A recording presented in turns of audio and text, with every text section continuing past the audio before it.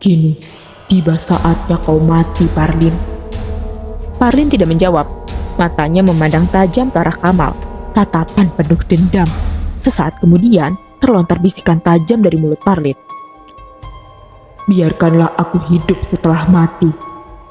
Demi setan dan iblis yang bersemayam di gunung ini, aku akan kembali, Kamal.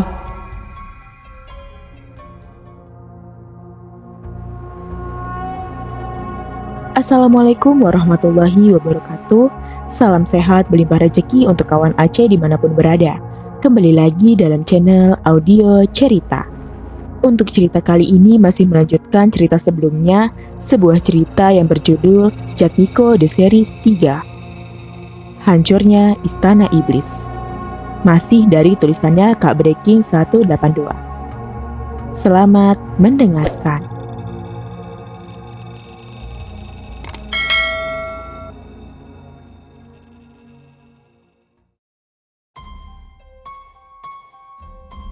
Di simpang bukit Karang Curam itu, terletak sebuah bangunan yang dikelilingi tembok setinggi 10 tombak. Di luar tembok, berderet-deret barisan pohon kelapa yang daunnya melambai-lambai ditiup angin malam. Bangunan besar ini terdiri dari sebuah rumah besar yang pada kedua ujungnya terdapat sebuah bangunan bertingkat berbentuk menara. Bangunan ini adalah sebuah pabrik pengolahan kayu. Terlihat gelondongan-gelondongan kayu jati yang menumpuk di sekitar bangunan itu. Beberapa mesin pemotong kayu berdiri berjajar, sementara permukaan tanah tertutup oleh serbuk-serbuk kayu sisa-sisa pemotongan. Sementara di belakang bangunan besar itu, terlihat deretan barak yang terbuat dari papan-papan kayu, tempat para pekerja pribumi yang dipekerjakan di situ. Itulah pabrik kayu terbesar yang dimiliki oleh seorang bupati yang dipegang oleh kompeni Belanda bernama Jan Pieter. Dan malam yang tadinya sunyi berubah menjadi menegangkan. Kedatangan 5 orang dengan membawa kereta yang ditumpuki 12 mayat yang mengerikan tentu saja menggemparkan seisi pabrik yang tadinya tenggelam dalam kesunyian. Namun, para pekerja tidak berani untuk keluar dari baraknya masing-masing. Mereka hanya diam di dalam dan mendengarkan dari ranjang reotnya. Jan Pieter wajahnya membeku mengelam, kedua tangannya mengepal. Ia melangkah mondar-mandir. Kepanikan yang amat sangat membuat dia tak sanggup membuka mulut. Ternyata desas-desus itu beneran ada. Ada seorang lelaki misterius dengan kereta kuda dan sebuah peti besar di dalamnya. Datang bagai setan dan membunuhi orang-orang kepercayaanku. Tenggorokan Jan Pieter turun naik. Dadanya menggelora. Kematian ke-12 pengawal kadipaten itu membuat kepalanya serasa mau pecah oleh luapan darah. Di samping itu, yang membuat dia tidak bisa diam dan seperti mau gila adalah karena 2 orang kepercayaannya raib dan tidak mengetahui di mana kedua orang saat itu, atau apa yang telah terjadi dengan Kamal dan Bodas. Melihat kepada kenyataan yang terjadi, pasti nasib Kamal dan Bodas tidak lebih baik dari ke-12 anak buahnya itu. Kepada siapakah kemarahan yang meluap itu hendaknya dilampiaskannya? Laki-laki berambut jagung ini melangkah terus mondar-mandir. Setaunya sekitar Wonosari semua pemberontak sudah ditumpas. Kalaupun ada yang membangkang, juga hanya melakukan penyerangan gerilya kecil-kecilan. Lantas, siapakah yang telah berani melakukan penyerangan itu? Menyerang secara terang-terangan, seorang diri pula. Di depan pabrik itu, pada sisi-sisi tangga, terdapat masing-masing sebuah guci keramik dengan gambar seorang kaisar Cina yang duduk di atas seekor burung Raja Wali yang tengah mengembangkan sayapnya. Mungkin karena luapan amarah yang tak terkendalikan dan tak tentu kepada siapa dilampiaskan, maka sewaktu melewati guci keramik besar itu untuk sekian kalinya, tiba-tiba Jan Pieter menghentamkan tinju kanannya. Guci mewah itu hancur berkeping-keping. Sementara itu, para pembantu Jan Pieter yang berdiri di depan majikannya itu masing-masing sama-sama merasa takut dan cemas. Khawatir, kalau-kalau dalam amarah gelap mata seperti itu, diri mereka pula yang bakal ketiban puluhan hantaman sang majikan. Tiba-tiba laksana halilintar di siang hari, berteriaklah Jan Pieter. Semua pembantu-pembantunya yang berjumlah 15 orang diperintahkan untuk bersiap-siap. Kita akan melakukan penggeledahan di desa-desa sekitar kekuasaan Kamal dan Bodas. Kau Darja, selidiki ke jurusan Tawang Gantung, Wetan dan sekitarnya. Aku dan yang lain ke timur. Kalian harus berhasil mencari jejak manusia yang telah melakukan penghinaan ini. Harus berhasil membekuk batang lehernya. Siapa yang kembali sebelum mendapatkan itu manusia durjana akan kubunuh. Sekarang siapkan kudaku. Seorang pembantu Jan Pieter segera berlalu untuk menyiapkan kuda Sedangkan yang lainnya segera pula meninggalkan halaman pabrik guna mengambil kuda masing-masing dan mempersiapkan segala sesuatu yang diperlukan dalam perjalanan mencari manusia biang penimbul malapetaka itu. Mereka masing-masing menyadari bahwa pencarian itu tidak akan berhasil dalam tempo yang singkat, tapi memakan waktu berhari-hari. Selang beberapa lama, 15 penunggang kuda ditambah dengan Jan Peter sendiri sudah berkumpul di halaman pabrik. Mereka siap menunggu perintah dan langkah-langkah terakhir yang harus mereka lakukan. Jan Peter menyapu paras ke-15 orang anak buahnya itu, lalu berkata, "Sekali lagi kalian ingat baik-baik. Kalian mesti temukan, baik itu masih hidup atau seret dia ke sini dalam keadaan mati. Jika tak berhasil menemuinya, lebih baik tidak usah kembali. Kalian Jan Peter tidak meneruskan ucapannya. Sepasang matanya kini tidak lagi menyaputi paras pembantu-pembantunya satu demi satu, melainkan dialihkan ke arah jalan kecil yang merupakan jalan satu-satunya untuk menuju ke arah pabrik itu. Sepasang telinganya lapat-lapat mendengar suara gemeretak roda kereta dan tapak-tapak kaki kuda. Suara itu seperti aneh, yang terdengar seperti bergema di gendang telinganya.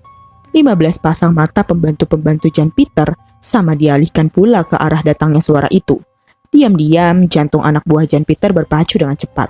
Di benak mereka, sang malaikat pencabut nyawa yang datang dengan kereta kuda telah menghampiri, dan di kejauhan terlihat sebuah kereta yang ditarik oleh 2 ekor kuda besar berwarna hitam. Kusirnya duduk dengan beku. Dalam beberapa kejapan mata kemudian, tahu-tahu kereta itu sudah berada di halaman pabrik, di hadapan Jan Peter dan pembantu-pembantunya. Sebuah kereta dengan 2 ekor kuda penariknya. Di belakangnya, kereta yang terbuka mendekam angker sebuah peti mati berukuran besar, berwarna hitam pekat terbuat dari kayu besi. Kusirnya seorang lelaki dengan tatapan mata beku dan kosong, seperti tidak ada nyala kehidupan di sana. Dan dari celah-celah papan peti yang tidak begitu rapat, menyebarkan bau busuk yang seperti mau meranggas bulu hidung, membuat nafas sesak dan ingin muntah. 15 pembantu Jan Peter yang tak tahan segera menutup hidung, sedangkan Jan Peter sendiri berulang kali meludah ke tanah. Si kusir masih duduk tidak bergeming di belakang tali kekang kudanya, masih sama dengan wajah beku. Sikapnya ini membuat Jan Peter kehilangan kesabaran dan hendak mendaprat. Namun, sebelum mulutnya terbuka, si kusir sudah buka suara untuk bertanya. "Apa aku berhadapan dengan Jan Peter?" "Jawab dulu, kau siapa?" sentak Jan Peter. "Siapa aku tidak penting. Aku datang membawa isi peti ini untukmu." "Peti apa? Apa isi peti itu?" "Peti ini membawa berita buruk bagimu, dan kau akan jadi orang ketiga yang menghuni di dalamnya, jika kau tidak menuruti perintahku." Jan Peter sudah maklum bahwa orang misterius yang ada di hadapannya itu merupakan orang yang telah membunuhi orang-orang kepercayaannya. Maka dengan cepat, ia memberi isyarat pada anak buahnya untuk segera mengepung. Si kusir yang tidak lain adalah Parlin sama sekali tidak bereaksi apa-apa. Lalu dengan sikap acuh tak acuh, ia menarik peti kayu berat itu dengan sebelah tangannya. Enteng sekali peti besar berwarna hitam kusam itu ia campakkan dari atas kereta. Suaranya bergema manakala jatuh di atas tanah. Parlin tertawa aneh. Jan Peter penasaran dan gusar sekali melihat sikap orang yang tidak dikenal ini. Dia berpaling pada anak buahnya dan memerintah. "Buka peti itu." Yang diperintahkan turun dari kudanya. Dengan masih menutup hidung karena tak tahan dilanda bau busuk yang sangat amat itu, dia melangkah mendekati peti kayu, lalu dengan tangan kiri yang gemeteran dibukanya kayu penutup peti. Begitu peti terbuka, bau busuk yang lebih dahsyat menyambar hidung. Ketika memandang ke dalam peti kayu itu, semua orang mengeluarkan seruan tertahan, dan mata masing-masing dari mereka melotot besar laksana mau melompat dari rongganya.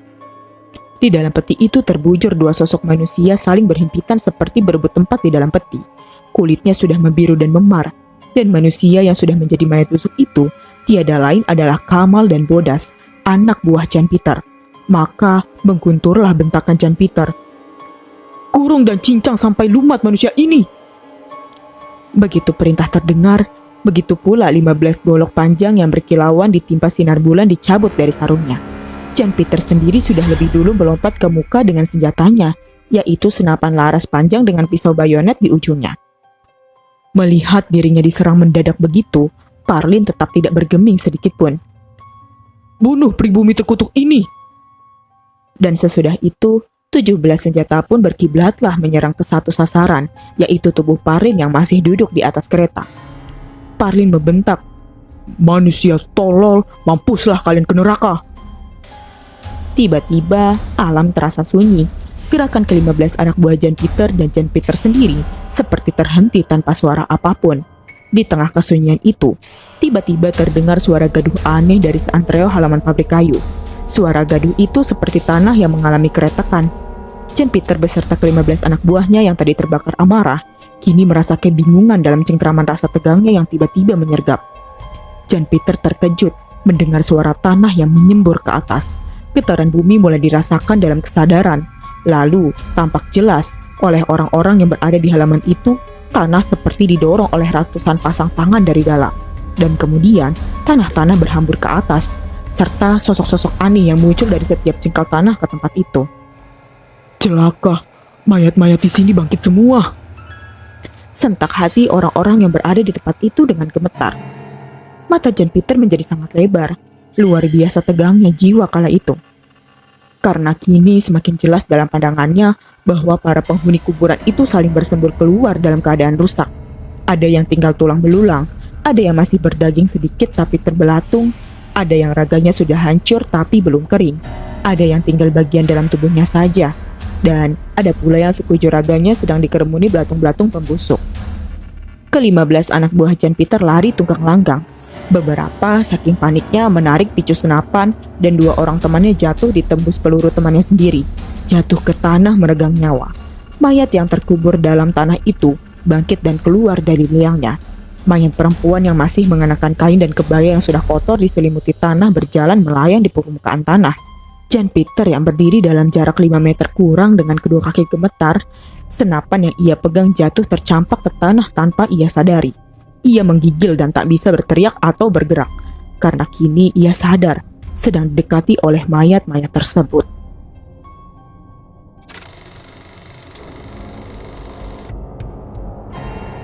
Penuh kecepatan tinggi dengan belokan tajam, mobil sedan berwarna merah darah itu meluncur masuk halaman depan sebuah rumah.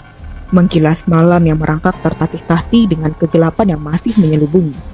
Injakan yang keras dan mendadak pada rem menyebabkan 4 buah ban tersentak, lalu menggeram dahsyat di atas batu-batu kerikil yang beberapanya bertaburan di sekeliling.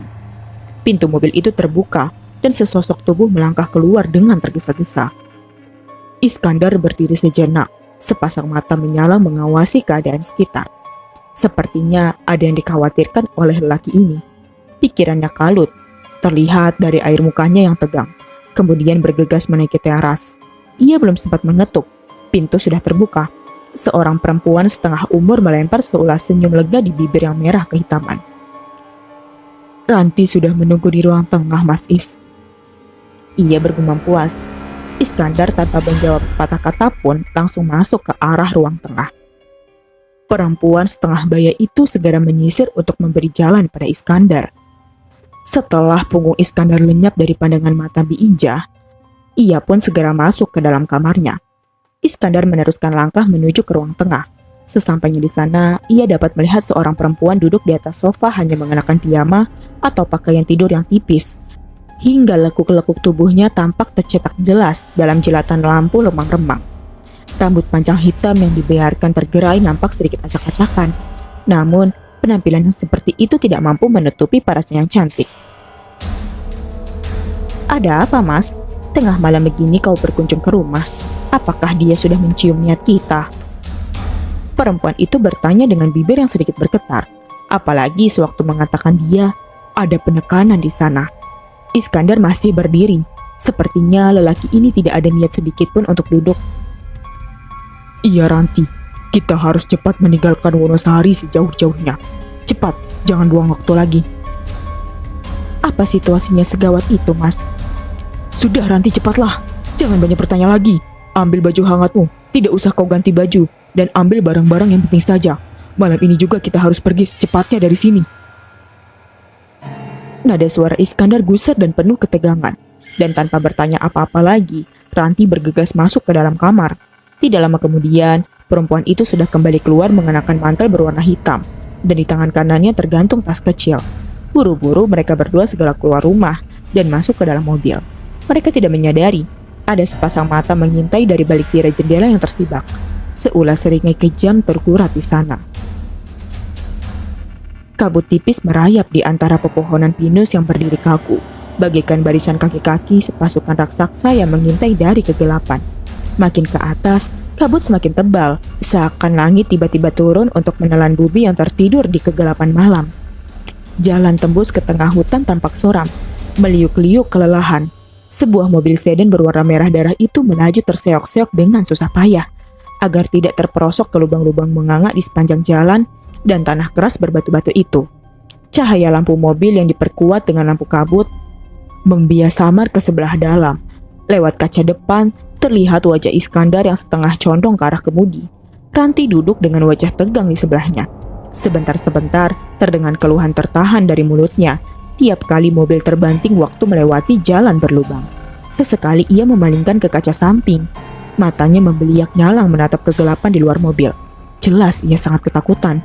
Takut kalau tiba-tiba dari balik pepohonan muncul sesuatu. Tidak tahu sesuatu itu apa, baik rupa maupun bentuknya. Namun secara naluriah, ia dihinggapi perasaan bahwa sesuatu itu pasti ada, serta terus-menerus mengintai dan mengikuti gerak maju mobil mereka. Lalu ketika tiba-tiba mesin mendadak mati dan mobil itu terhentak diam, ketakutan Ranti pun meledak dalam seruan tertahan. Jangan berhenti di sini. Iskandar yang duduk di belakang kemudi bergumam resah. Siapa pula yang mau terjebak di tempat mengerikan ini? Lantas, mengapa berhenti? Ketakutan Ranti kian menjadi-jadi. Mesinnya mati, hidupkan lagi. Sedang ku coba. Jawab Iskandar. Ia melakukannya berulang-ulang tanpa hasil. Jangan-jangan bensinnya habis. Tidak mungkin. Dan ia melirik ke jarum penunjuk bahan bakar. Paling kurang, tangki masih terisi setengahnya. Mungkin kipas putus, atau... Lalu ia menarik tombol pembuka kap depan, kemudian membuka pintu sampingnya. Ranti akan berkata sesuatu, tapi segera membatalkannya. Gadis itu memutuskan lebih baik diam, dan ia pun duduk merungkut di joknya, seraya menatap khawatir ke arah Iskandar yang bergegas keluar dari mobil. Pemuda itu menaikkan kap depan. Dengan bantuan lampu senter di tangan kirinya, ia memeriksa mesin dengan teliti, dan tidak lama kemudian masuk lagi ke dalam mobil. Setelah lebih dulu membanting kap sampai menutup rapat. Aneh, bisiknya. Apa? Ranti balas berbisik, seraya merapatkan tubuh kepada Iskandar. Aku yakin tidak ada sesuatu yang salah. Lagi pula, baru 2 hari yang lalu mobil ini diservis. Lantas, Iskandar berusaha lagi menghidupkan mesin mobil. Tanpa hasil, setengah putus asa, ia mengeluh. Ada yang aneh pada mobil ini. Maksudmu? Ranti tergagap ngeri. Mesinnya mati begitu saja, tanpa sebab-sebab yang jelas. Jangan-jangan apa? Rungut Iskandar seraya menatap Ranti yang tiba-tiba terbungkam. Ini perbuatannya. Perbuatan siapa? Wajah gadis itu memucat seperti kertas waktu ia menyahut dengan suara tertelan. Dia, sang iblis. Ketika Ranti menyebut sang iblis sebagai sumber malapetaka yang mereka alami, maka Iskandar membentak marah. Jangan sebut-sebut nama yang terkutuk itu. Aku tidak suka. Bilang saja kau takut. Iya, memang aku takut. Iskandar mengakui. Tapi bagaimana sampai ia mengetahui kita akan meninggalkan tempat ini? Kau sendiri yang mengatakan tempat yang kita tuju hanya kau yang tahu. Dan... Iskandar terdiam. Lalu, mungkin pelayan di rumahmu berkhianat kepada kita. Jangan menghina Bi Ija, Mas. Meski cuma seorang pelayan, ia menyayangi aku seperti menyayangi anaknya sendiri. Baiklah. Lalu apa yang harus kita lakukan sekarang? Terserah Mas Is. Baik kalau begitu. Iskandar membuka pintu. Mas Is mau kemana? Ranti bertanya ketakutan. Kita tinggalkan mobil ini. Maksudmu kita jalan kaki? Ranti menggigil. Aku memang cuma 2 kali ke tempat ini. Tapi aku tahu betul kampung yang kita tuju masih beberapa kilometer lagi. Dan... Ia menatap lewat kaca depan mobil, berusaha meneroboskan pandangan ke arah kegelapan malam yang diliputi kabut itu. Kukira lebih aman kalau kita tetap berada di dalam sini. Lanjutnya gemetar. Katanya terserah aku. Iskandar berkata kesal. Sekarang sekitar pukul 3. 2 jam lagi cuaca sudah lebih terang. Baru setelah itu aku bersedia kau ajak jalan kaki. Kemanapun. Suara Ranti kian rendah dan setengah mengisak. Iskandar sadar kalau gadisnya dilanda ketakutan, seperti dirinya sendiri. Tapi jalan pikiran Ranti masih lebih masuk akal. Iskandar lantas masuk kembali ke dalam mobil. Namun tak urung, ia bersungut-sungut juga. Aku akan coba menstarter mobil rakyat ini lagi. Siapa tahu keberuntungan masih ada dalam pihak kita. Iskandar lalu starter. Ia coba sekali lagi. Mula-mula tidak ada reaksi. Tapi pada putaran kedua, mesin hidup dengan bunyi normal. Keberuntungan kita belum lenyap, Ranti. Iskandar setengah berteriak. Ranti yang duduk di sebelahnya tersenyum lega. Curhatan ketegangan berangsur-angsur sirna. Mobil pun meluncur keluar dari jalan setapak, disambut oleh kabut tebal yang bergulung-gulung di antreyo permukaan tanah. Di belokan terakhir, kecepatan mobil ia kurangi agar ia tidak sampai celaka. Keluar dari belokan, Iskandar kaget setengah mati. Sekian belas meter di hadapannya, lampu mobil tampak menerangi sesosok tubuh yang berdiri menghadang di tengah jalan. Jantung Iskandar dan Ranti seperti dipacu dengan kecepatan tinggi. Mata mereka berdua melotot seperti hendak keluar dari rongganya. Seorang lelaki dengan postur yang tidak begitu tinggi namun tegap memiliki raut wajah kelam dan tegas. Namun, sepasang matanya seperti redup dan dingin.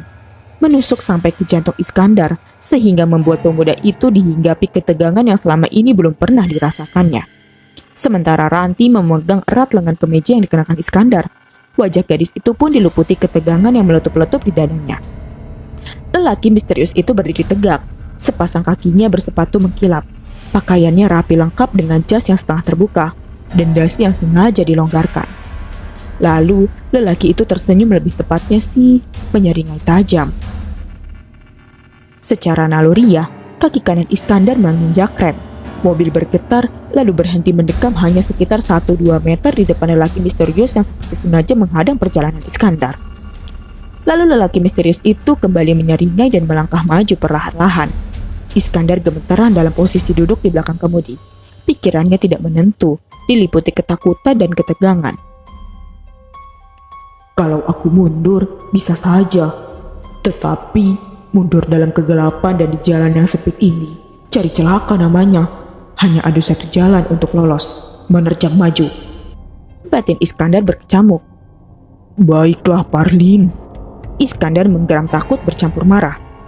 Jika itu maumu. Kembali, tongkat perseneling bereaksi. Pedal gas diinjak sedalam-dalamnya. Lantas, disertai bunyi mesin yang meraung keras. Kopling dilepas. Seketika itu juga, mobil menerjang ke depan. Setengah terbang. Sekilas tampak lelaki yang disebut Parlin terperanjat. Lalu pada kilas berikutnya, tubuh lelaki yang menghadang di jalan itu terbanting hebat untuk kemudian lenyap di depan mobil. Terus meluncur. Iskandar melirik ke kaca spion. Diterangi sinar pucat rembulan dan cahaya lampu mobil, tampak sesuatu terbanting-banting pada jalanan tanah berbatu di belakangnya. Terlontar keras ke atas, lantas terjatuh terhempas, diam dan membeku. Dorongan ingin tahu membujuk Iskandar supaya berhenti. Meski saat itu Ranti memprotes tindakannya itu dengan keras, tetapi Iskandar tidak menuruti kata kekasihnya itu. Ia kemudian keluar dari mobil, tegak di samping mobil yang mesinnya ia biarkan tetap menyala. Iskandar memanjangkan leher. Sesuatu yang tergeletak di tengah jalan itu tetap membengkuk, diam dan mati. Penasaran, Iskandar berjalan mendekat, selangkah demi selangkah. Lalu pada langkah yang kesekian, Iskandar berhenti. Karena dari tempatnya berdiri, apa yang tergeletak itu sudah dapat dilihat dengan jelas. Apalagi sewaktu berjalan, Iskandar melihat adanya serpihan-serpihan kayu. Dan memang demikianlah adanya. Sesuatu yang dia membeku di tengah jalanan itu adalah seonggok besar patahan batang pohon hancur berantakan. Terkejut setengah mati, Iskandar melangkah mundur sambil matanya disapukan ke sekitar. Mencari-cari dengan penuh ketakutan, pepohonan tampak berdiri tegak membeku diam. Seolah tak peduli, yang tampak hanyalah kegelapan dan lagi-lagi hanya kegelapan, disertai hembusan angin yang dingin menusuk. Mulut Iskandar menggagap tanpa mampu mengeluarkan suara. Takut alang-kepalang, ia berbalik dan berlari-lari masuk ke dalam mobil. Untuk kesekian kalinya, tongkat perseneling dipaksa bekerja keras. Dan ketika gigi masuk, mesin malah membisu. Diam. Tidak, jangan lagi. Iskandar meracau setengah menjerit, sambil tangannya menestatar. Tak ada reaksi. Dan bukan itu saja, Iskandar juga merasakan sesuatu yang tidak biasa di dalam mobil. Aneh, sepertinya tak ada getaran roda menempel di permukaan tanah. Mobil ini seperti mengambang. Lihat samping, Ranti. Seru Iskandar disela kepanikan. Astaga! Sentak Ranti setelah melirik ke sisi kanannya. Lihatlah sendiri, Mas Is. Mobil ini rodanya tidak menyentuh tanah. Mobil ini mengambang setinggi hampir 1 meter dari permukaan jalan. Dan, oh ya ampun, menjadi semakin lebih tinggi lagi. Iskandar melemparkan pandangan ke arah luar, dari sisi kanan kiri, depan dan belakang. Dan benar saja, mobil yang ia kendarai sedang mengambang sekitar 5 meter dari permukaan tanah. Sedetik kemudian, tiba-tiba mobil itu meluncur turun ke bawah dengan deras. Pekik jerit ketakutan bergema dari dalam mobil, merobek kesunyian malam. Terdengar suara benturan keras manakala mobil merah darah itu membentur tanah. Karena benturan yang teramat hebat, mobil itu kehilangan keseimbangan lalu oleng terbalik dan jatuh berguling-guling masuk ke dalam jurang yang sudah siap menunggu. Mobil itu akhirnya terperosok masuk ke dalam jurang. Terbanting-banting sebentar, terdengar suara letupan manakala tangki bensinnya meledak. Dan tak ayal lagi, jeritan ketakutan bercampur dengan kesakitan yang teramat sangat. Api berkobar menjilat-jilat dengan ganas, memanggang 2 penumpangnya yang terjebak di dalam mobil. Bau sangit daging terbakar menyebar segenap penjuru terbawa udara malam. Suara jeritan setinggi langit itu tadi sirna sudah. Saat api mulai padam, asap membumbung tinggi ke udara. Terlihat seonggok kerangka mobil yang menghitam di dasar jurang dengan 2 kerangka manusia hitam legam, terpanggang api di dalamnya.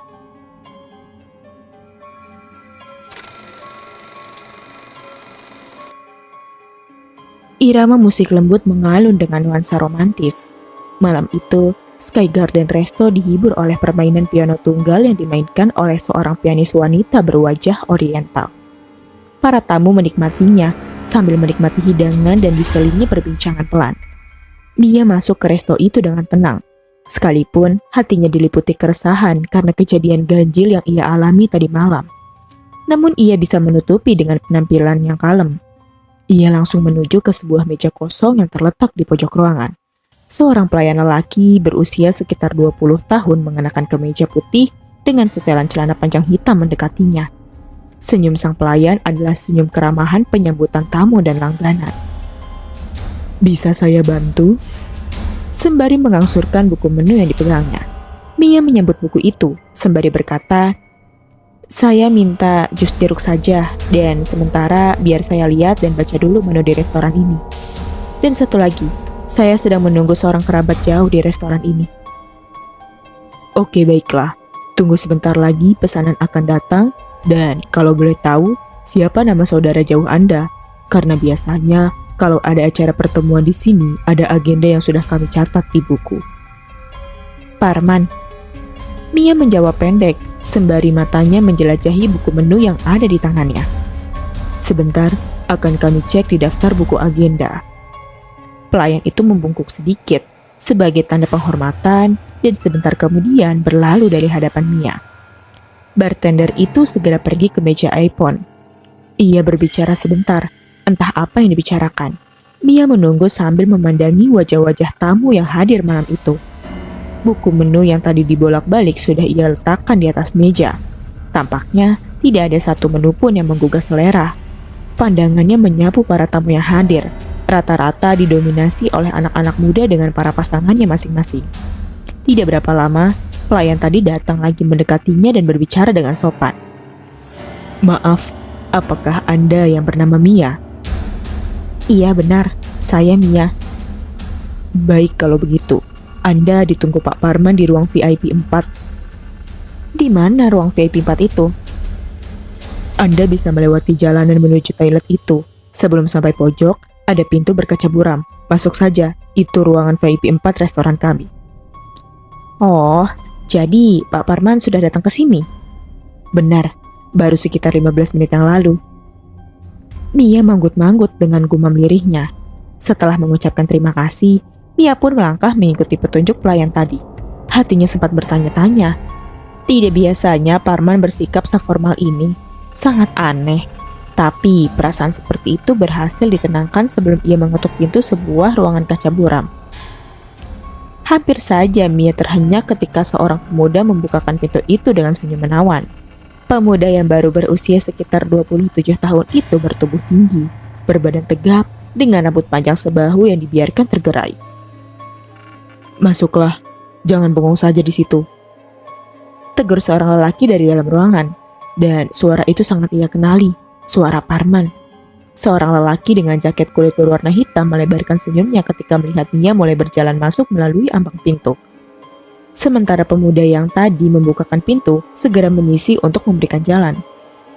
Silahkan duduk, Sum.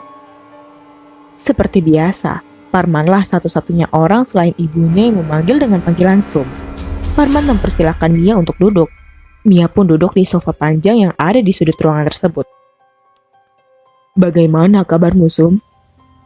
Parman beringsut dari duduknya mendekati Mia, lalu mengangsurkan tangan untuk berjabat tangan. Mia menyambut dengan seuntai senyum di sudut bibirnya. Omong-omong, kapan kita terakhir bertemu, Sum? Kalau tidak salah, pada waktu ibu dimakamkan, Mas. Ah iya betul.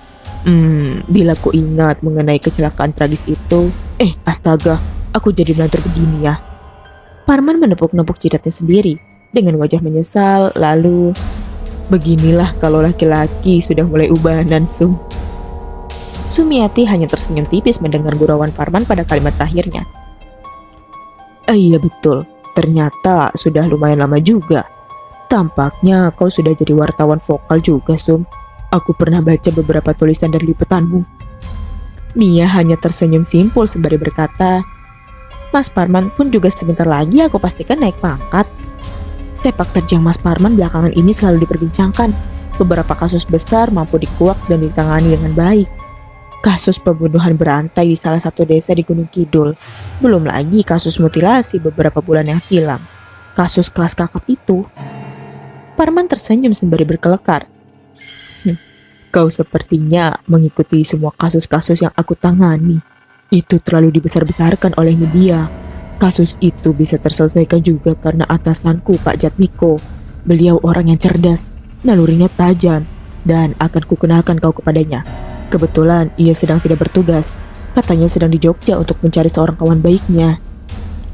Lebih penting lagi, beliau belum menikah. Kau aku lihat sangat cocok dengan Jatmiko. Keduanya lalu tertawa lepas. Ya ampun, aku lupa. Perkenalkan, ini Dito, juniorku di sekolah menengah atas. Profesinya sama denganmu, seorang jurnalis. Tentu kalian akan mudah sekali untuk akrab. Pemuda bernama Dito yang tadi membukakan pintu Sumiati melempar senyum. Dito, gadis ini Sumiati, saudara sepupuku. Jangan kau main-main dengannya. Parman pura-pura menggertak.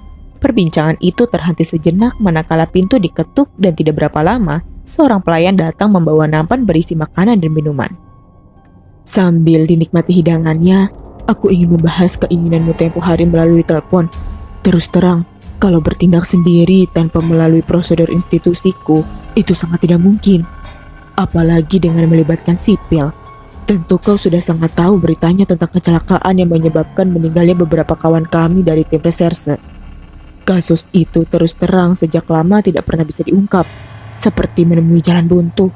Sebenarnya sudah terdengar desas-desus kalau misteri orang-orang yang menghilang secara tiba-tiba itu erat kaitannya dengan pemilik pabrik pengolahan kayu lapis peninggalan kolonial itu. Mia menghentikan kunyahan makanannya. Gadis itu tampak menyimak perkataan Parman dengan seksama. Tolong Mas Parman, izinkan aku ikut andil dalam menguak kasus ini. Ada sesuatu yang bergolak dan memancing naluriku. Entah mengapa, naluriku mengatakan kalau aku bisa membuka selubung misteri kasus usang ini.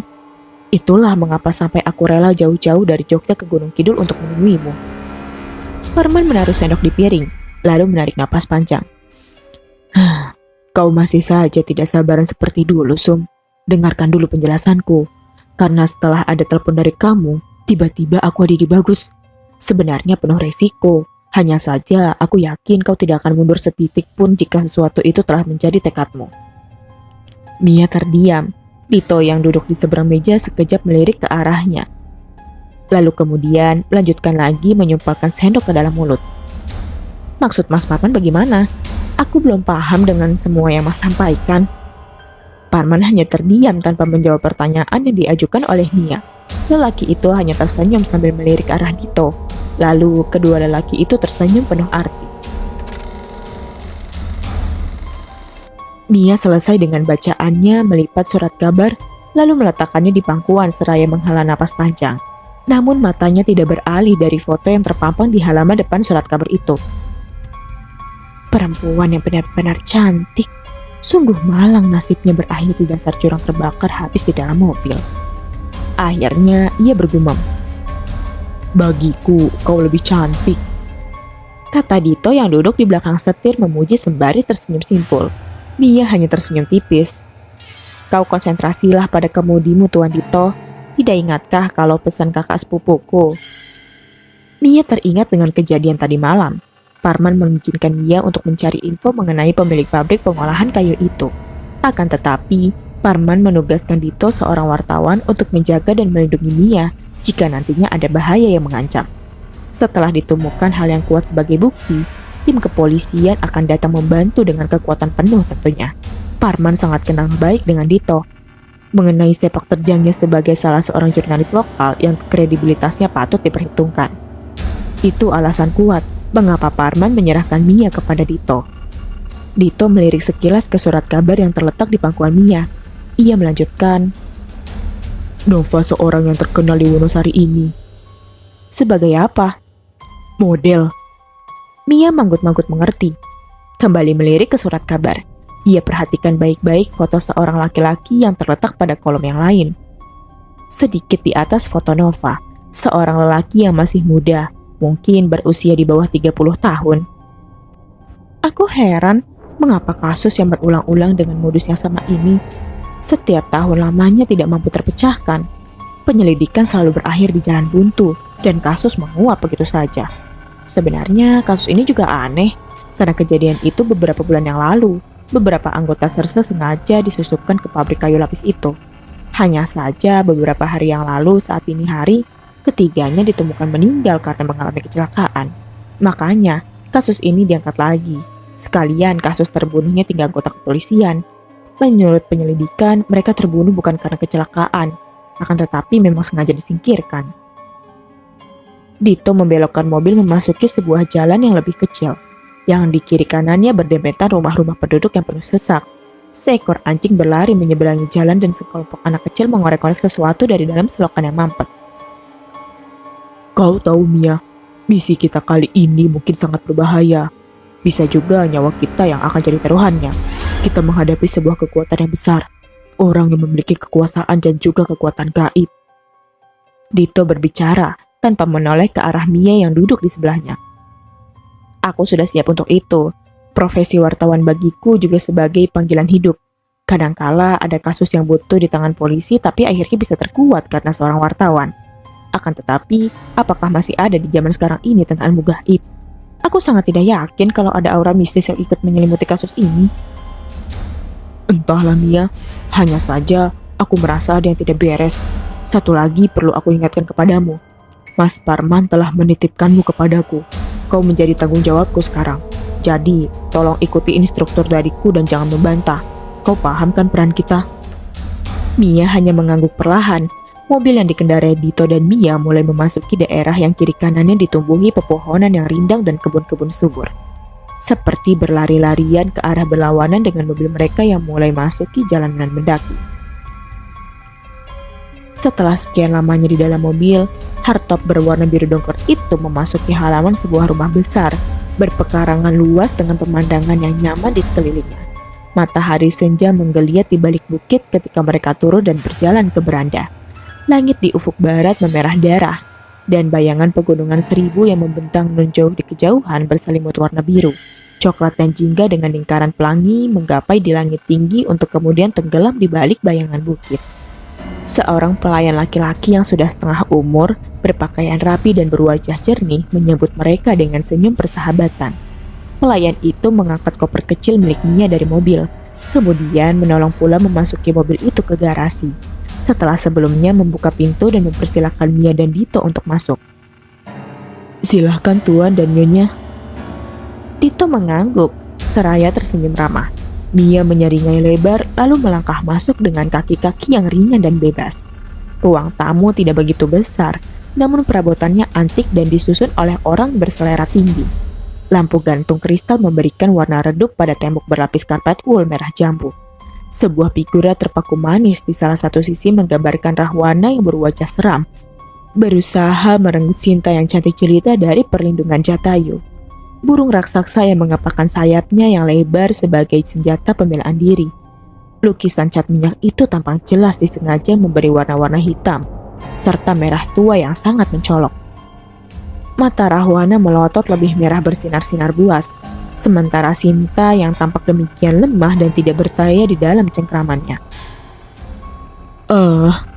Aku sungguh gembira melihat kalian akhirnya datang juga.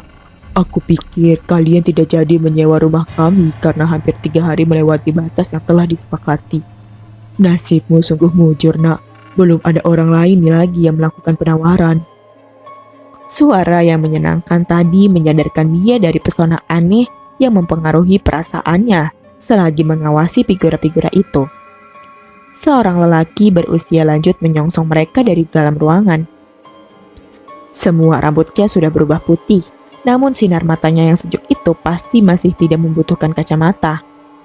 Manakala ia tersenyum, 2 baris giginya masih terlihat utuh. "Kau ternyata tampan dan gagah, Nak Dito. Aku sudah menduganya dari suaramu sewaktu kau telepon dan menghubungi kami beberapa hari yang lalu." Ia mengguncang-guncang tangan Dito dengan gaya seorang ayah yang merindukan anaknya yang telah lama pergi tanpa kabar berita. "Perkenalkan Pak, ini istriku." Dito sembari merangkul bahu Mia dengan mesra. Mia sekejap setengah terkejut dengan perlakuan Dito kepadanya. "Sumiati Kuswandari, Pak," gumam Mia sambil menerima uluran tangan orang tua itu. "Panggil saja Mia."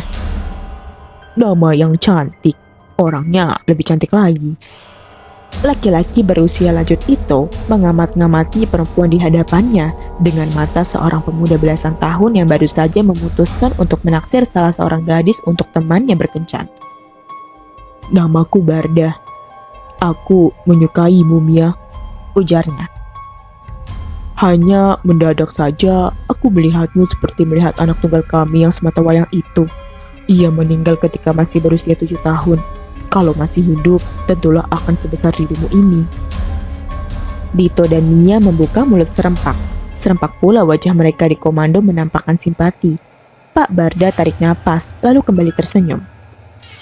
"Biarlah masa lalu pergi, tak usah dikenang lagi," katanya dengan suara lembut, lalu menambahkan dengan riang.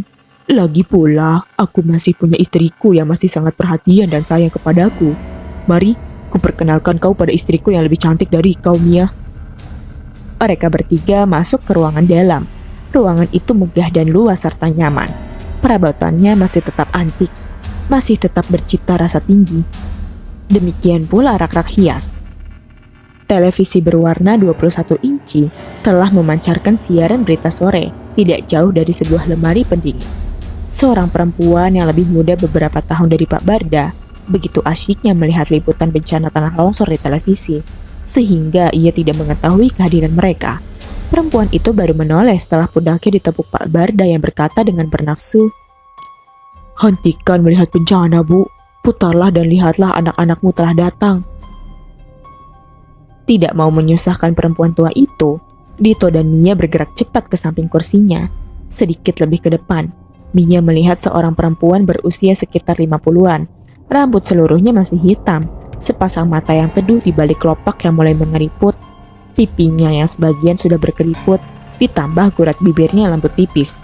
Mia melihat kecantikan masa muda perempuan itu belum sepenuhnya memudar. "Oh, jadi ini anak-anak kita yang akan menyewa rumah kita, Pak. Sangat cantik dan gagah, pasangan yang cocok sekali." Ia mendesah lembut seraya mengulurkan tangan kepada Mia sambil tersipu dalam hati. Mia menerima uluran tangan kecil dan kurus itu lalu mencium punggung tangan yang tinggal tulang berbalut kulit dengan hormat. "Kau benar, Pak." Ia setengah bersorak saking sukacitanya. "Nak Mia, berlakulah seolah kau anak kandungku sendiri." "Saya sangat senang dapat diterima di sini, Bu," tukas Mia sendu. "Ibu kandungku sendiri telah berpulang beberapa tahun yang silam, dan ayahku sampai saat ini entah pergi kemana.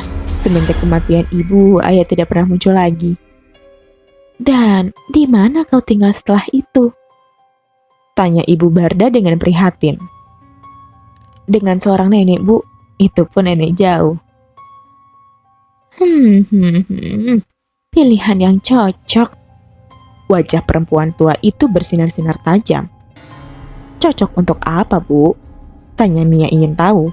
Bu Barda menatap suaminya. Si suami balas menatap.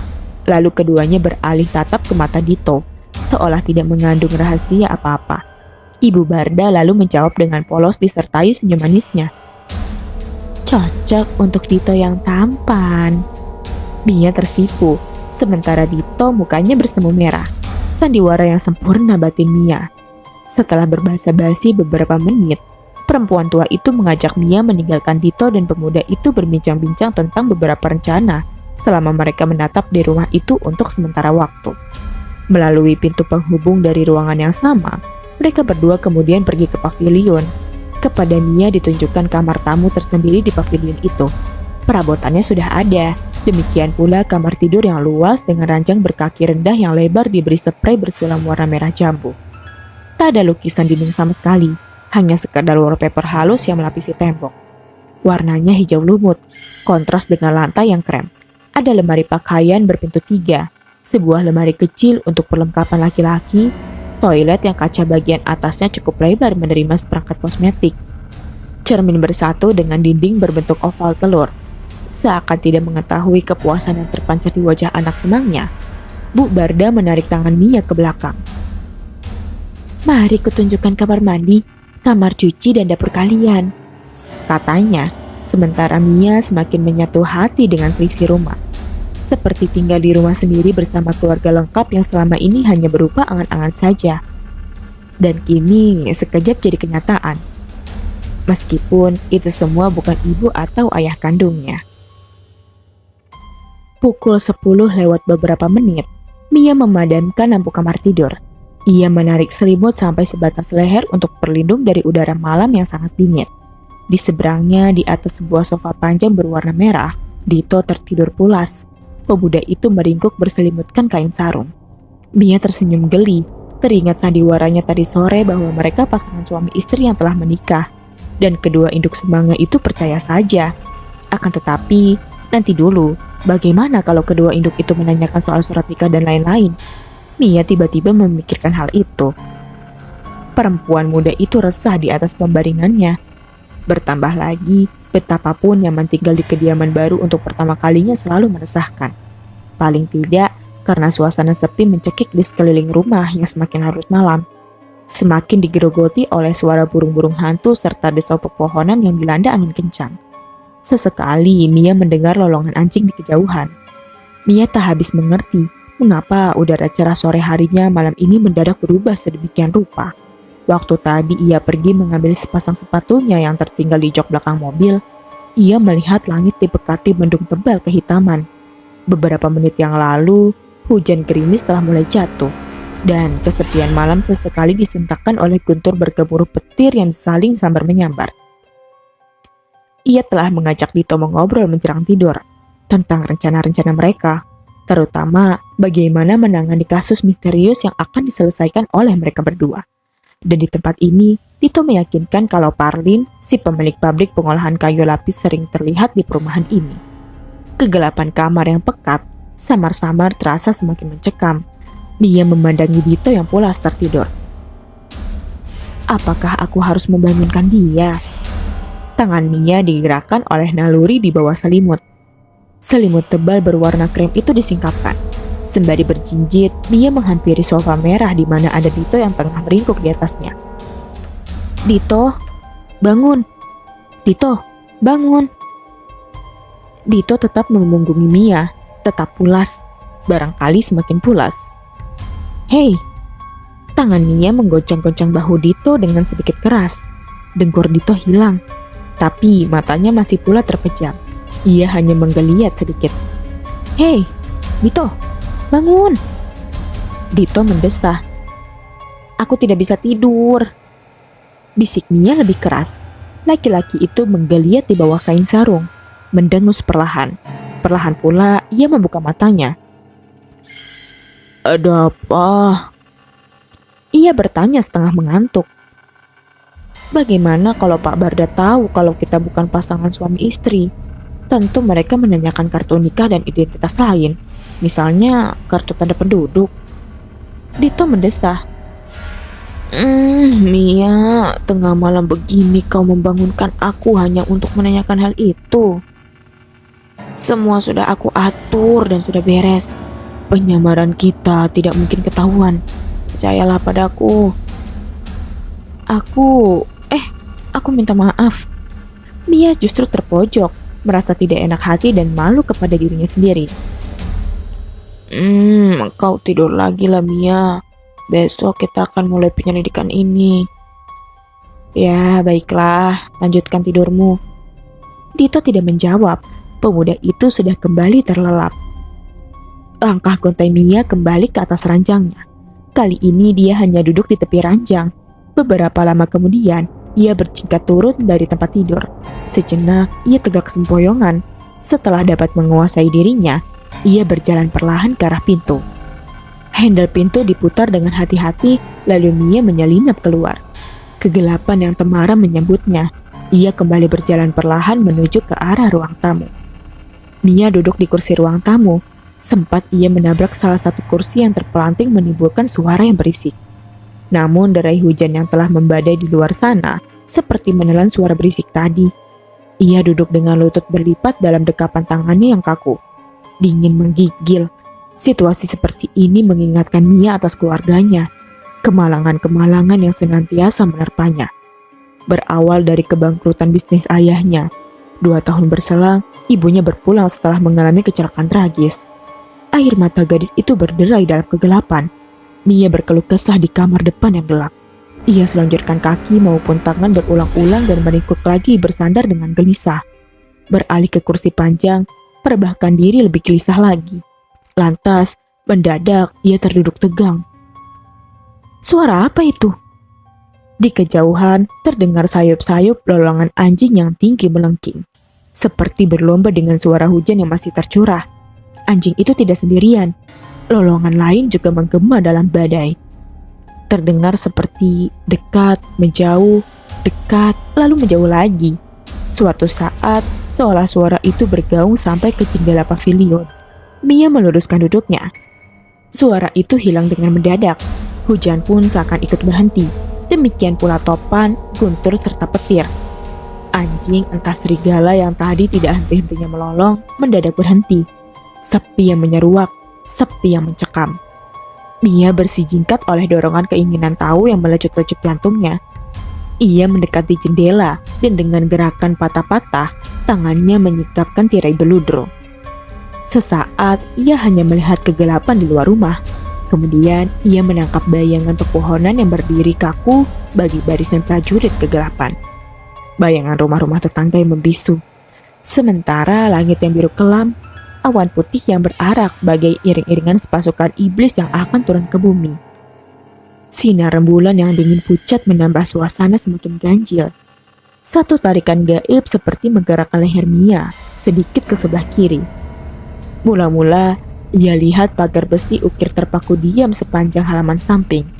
Lebih ke sana lagi dari pagar itu, tanah-tanah rumput yang naik turun menuju lembah. Dan di bibir bukit yang seolah mencuat dari dasar bumi, kelihatan gundukan batu raksasa. Hitam menjulang.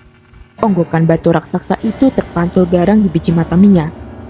Berlatar belakang langit yang biru, perasaan takjub menyentuh hati Mia. Hanya sekejap, karena manakala kelopak matanya mengerjap karena sangat perih. Lamat-lamat, ia menangkap sebuah bayangan bergerak sangat lambat. Bayangan itu demikian kabur. Namun, Mia merasa pasti bahwa ia telah melihat sesuatu. Ia menanti dengan nafas tertahan dan mata terpentang lebar. Tidak lama kemudian, bayangan kabur itu kelihatan seperti menggeliat, lalu pelan-pelan berdiri di puncak batu yang tertinggi. Sosok tubuh seseorang yang dari pavilion kelihatan sedemikian samar. Akan tetapi, langit yang biru di belakangnya serta cahaya rembulan yang pucat tepat di atasnya seketika memberi wujud pada sosok itu. Samar kehitam-hitaman, sosok tubuh itu tegak dengan tangguh, berdiri seperti patung yang tertanam kokoh di atas batu tempatnya berpijak. Mia tidak mengetahui apakah itu sosok tubuh laki-laki atau perempuan. Ia berhenti bernapas, manakala matanya tertuju kepada sesuatu di bagian kepalanya. Sesuatu yang aneh. Kepala itu tidak ada, hanya ada lehernya saja. Kepalanya terpenggal. Hantu tanpa kepala, bisik Mia gemetar dan ketakutan. Apa? Mia memutar tubuh dengan terperanjat. Sosok kepala tergeletak di meja. Dengan gerakan perlahan, kepala itu memutar dan sepasang matanya yang merah menatap ke arah Mia. Panik seketika melanda dada Mia. Ia menjerit tertahan, kemudian roboh dengan sekejur tubuh yang lemah lunglai. Dalam kekaburan panjang, ia melihat kutungan kepala tadi menyeringai dan kemudian menghambur ke arahnya. Mia ingin menjerit, tetapi ia sudah keburu tidak sadarkan diri, jatuh terkulai di atas lantai. Mia terbangun manakala matahari telah tinggi. Mula-mula kelopak matanya mengerjap-ngerjap heran. Kemudian ia mengenali kamar tidur yang sempat tampak asing sebentar tadi. Lapis dinding hijau lumut, lemari-lemari, sebuah toilet dan karpet lantai berwarna krem. Jendela kamar masih tertutup, tetapi Dito telah menyikapkan tirainya sehingga matahari memantulkan cahayanya di permukaan karpet yang bersih cemerlang. Mia melemparkan selimut. Waktu menggeliatkan otot leher yang terasa kejang, Mia meringis. Refleks tangannya meraba bagian belakang kepalanya yang terasa ngilu. Tidak ada benjolan, namun ketika jarinya menekan, sakitnya bukan main. Ia segera menarik jarinya, lalu mencium bau minyak gosok. Terheran-heran kembali ia memandangi sekeliling kamar. Siapa yang menggosokkan minyak krem di belakang kepalanya? Itu pasti Dito. Atau malah mungkin Bu Barda. Tapi kenapa? Astaga, bukankah aku rasanya telah pingsan tadi malam? Dan ketika jatuh, belakang kepalaku terlebih dahulu membentur lantai. Mia mengejang seketika. Ia tahu sekarang. Tadi malam, ia duduk di ruang tamu karena tidak bisa tidur. Dan tiba-tiba terdengar lolongan anjing dan ratapan yang aneh. Lalu ia menyingkap tirai jendela. Makhluk itu, makhluk hitam tanpa kepala. Ia berbisik kecut. Saat itu juga, Mia meloncat dari tempat tidur. Ia berlari-lari ke ruang tamu. Rasanya ia telah menabrak salah satu kursi sampai terguling. Tetapi kursi-kursi tamu tampak tersusun rapi, seolah belum pernah dijamah. Tirai tidak saja tersingkap, jendela depan pavilion malah terbuka. Takut-takut, Mia mendekati jendela, meninjau ke arah luar. Apa yang dia saksikan saat itu adalah apa yang telah ia saksikan pada malam hari sebelumnya. Pagar besi ukir, tanah perbukitan yang naik turun, pepohonan yang rindang, langit yang biru jernih, serta onggokan batu raksasa di bibir bukit. Bedanya, semua itu kini tampak lebih jelas di bawah siraman cahaya matahari, bukan di bawah naungan bulan yang pucat. Masih ada satu hal lagi. Di puncak batu yang paling tinggi, ia tidak melihat bayangan apapun juga. Makhluk tanpa kepala itu sama sekali tidak terlihat. Apakah aku hanya bermimpi? Mia bergumam sendiri.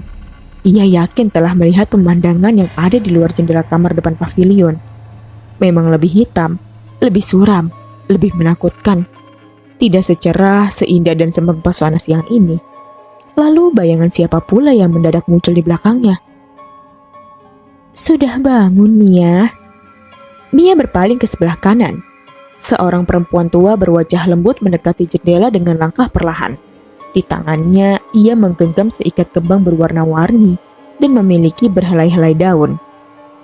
Oh, Bu Barda. Perempuan itu tersenyum. Oh iya, bunga yang ada dalam jambanganmu sudah 3 hari. Gantilah dengan yang ini, agar kecantikanmu semakin tampak menawan.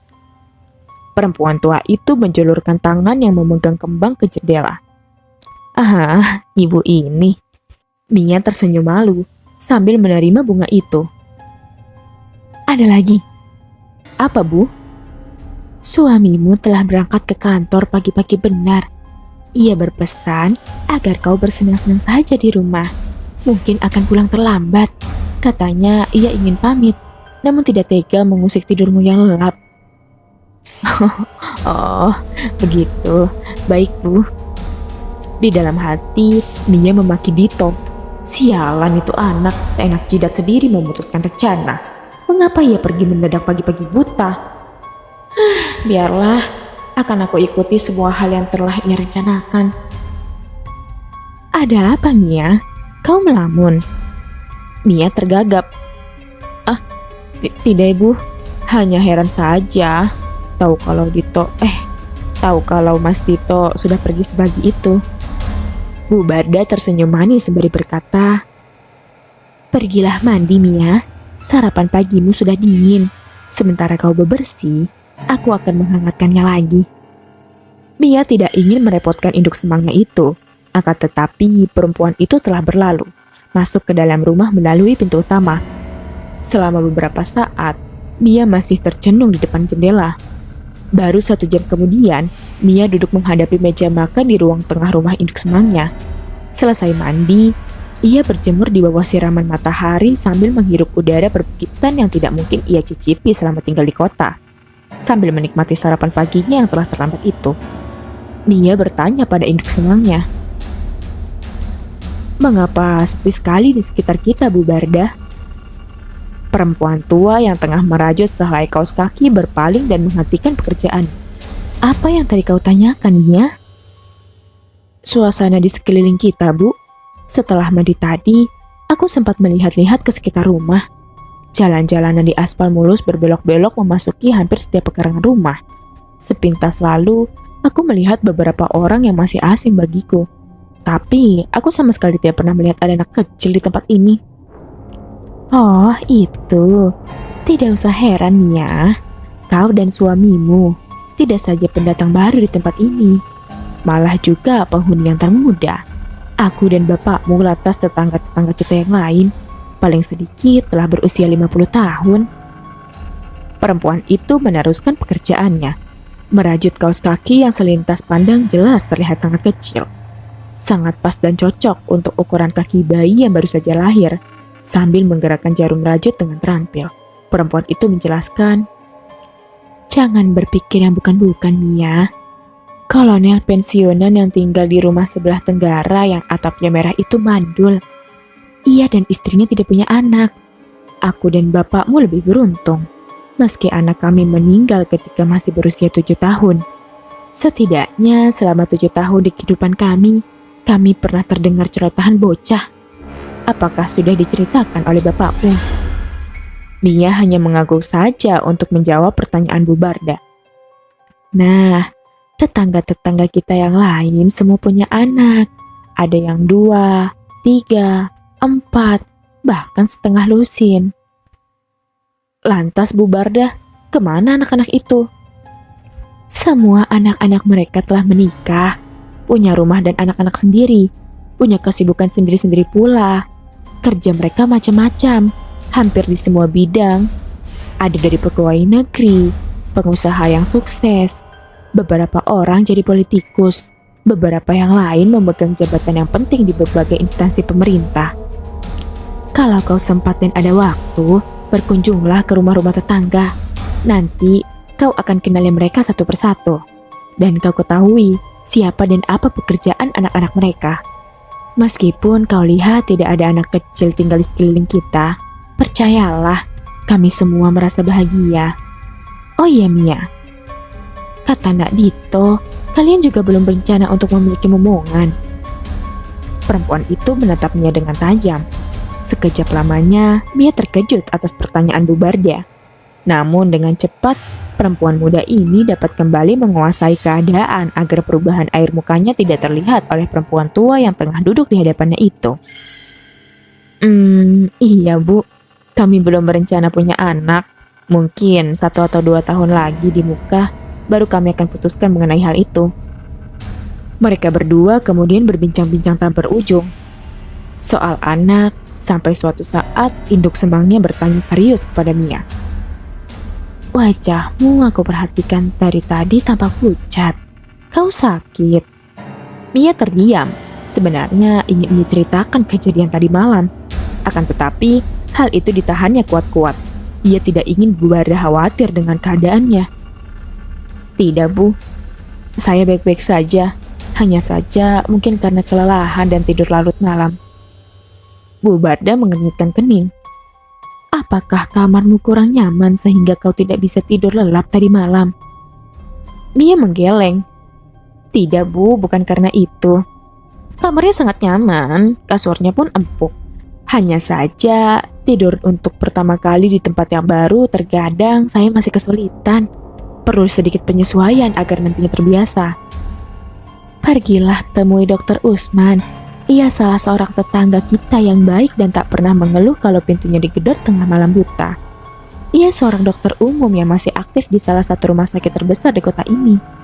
Mintalah obat kepada Usman agar kau lebih sehat dan kelihatan segar. Tentu suamimu akan bersedih melihat kau pucat begini, Mia. Katakan saja atas suruhanku. Ia tidak akan menarik biaya sepeser pun." "Sekarang, Bu?" "Lebih cepat lebih baik.